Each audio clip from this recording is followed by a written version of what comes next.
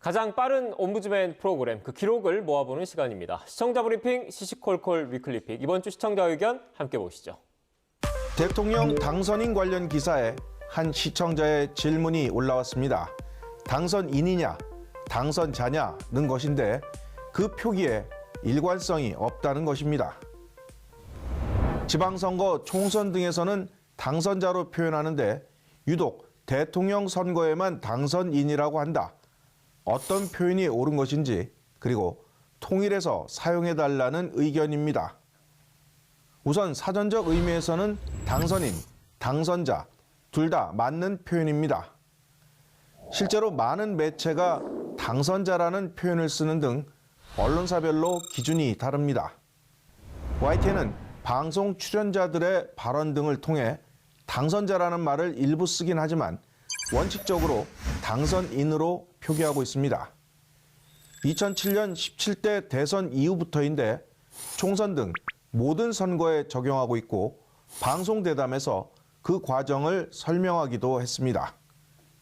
15년 전으로 이제 기억을 하는데 그때 이제 이명박 당시 대통령 당선자가 당선인 호칭을 좀 요구하면서 그때 기억에 그때는 당선자란 말이 좀 더 익숙해서 당선인이란 말이 좀 어색해서 그때 어떤 말이 있었냐면 이제 그럼 기자도 기인이냐 뭐 이런 얘기도 있었던 걸로 기억이 나는데 어떻게 좀 보십니까? 예, 근데 사실은 공식 용어는 당선자가 맞죠, 원래. 예, 법에서도 이제 그렇게 주로 이제 규정이 돼 있고 그래서 그게 맞는데 왠지 당선자 그러면 조금 이제 존중을 안 해주는 듯이 느껴지니까 그걸 조금 이제 좀 이렇게 포장을 좀 달리해서 당선인 그럼 왠지 좀 존중해주는 기분. 헌법에서 당선자로 규정하고 있으니 굳이 당선인으로 부를 필요가 없다는 주장도 설득력이 있습니다.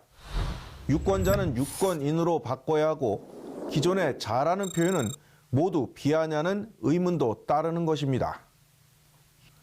기사의 표기 방식은 사회적 요구 등에 따라 바뀝니다. 그동안 키예프라고 하던 우크라이나 수도를 키이우로 변경한 것도 그런 경우입니다. 어떻게 반영하는 것이 옳은지 계속 깊이 고민하겠습니다.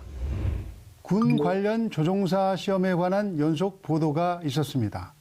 해당 뉴스 일부와 YTN 모니터단의 보고서를 보겠습니다. 그동안 라식이나 라섹 수술을 받은 사람들은 해군 조종병과에 지원할 수 없었는데요. 국가인권위원회가 시정 권고를 내리면서 시력 교정 수술을 받은 사람도 지원할 수 있게 지침이 완화됐습니다. 그런데 시력 교정 수술을 특정 단체 소속 병원에서 받아야 한다는 단서가 붙어 또 다른 차별이자 진입 장벽이라는 지적이 나옵니다. 3월 14일 모니터 보고서를 보면 해군이 지정한 곳이 특별한 자격이 있는 곳이 아닌 일반 개원이 단체 중 하나일 뿐인데도 해당 규정이 생긴 이유에 대해 취재 기자가 합리적 의문을 제기했다. 또 해군 측이 별다른 입장 표명도 하지 않았다며 답변을 촉구해 바람직했다고 평했습니다. 육군 조종사 관련 보도도 있었습니다. 육군 헬리콥터 조종사를 뽑는 과정에서 군 병원마다 신체 검사 항목을 다르게 적용해 합격과 불합격이 갈렸다는 제보가 들어왔습니다.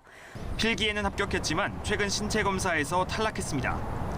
신체 검사를 받는 국군 병원마다 검사 항목이 달랐던 겁니다. 김 씨는 신체 검사가 가능한 국군 병원 3곳 가운데 주거지 기준으로 양주병원에 배정돼 검사받았고 원거리뿐 아니라 근거리 4위까지 검사했습니다. 반면 대전병원에서는 민간 기준과 똑같이 원거리 4위만 우선 검사하고 근거리는 필수로 보지 않고 있었습니다.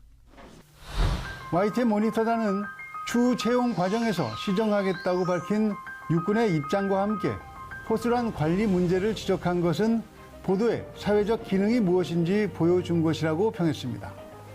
누구나 납득할 수 있는 기준이 적용되는 공정한 사회는 우리가 함께 만들어 가야 할 가치입니다. YTN 뉴스는 시청자 여러분의 제보로 만들어집니다. 제보를 통해 함께 뉴스를 만들어가 주시는 시청자 여러분께 감사드립니다. 방송 화면에 자막 글자를 비추는 시간을 좀 길게 해주면 좋겠어요. 젊었을 때는 다 읽는데 지금은 한 반절 정도 읽고 나면 나머지는 뭔 글자인지를 모르겠어요. 부탁합니다.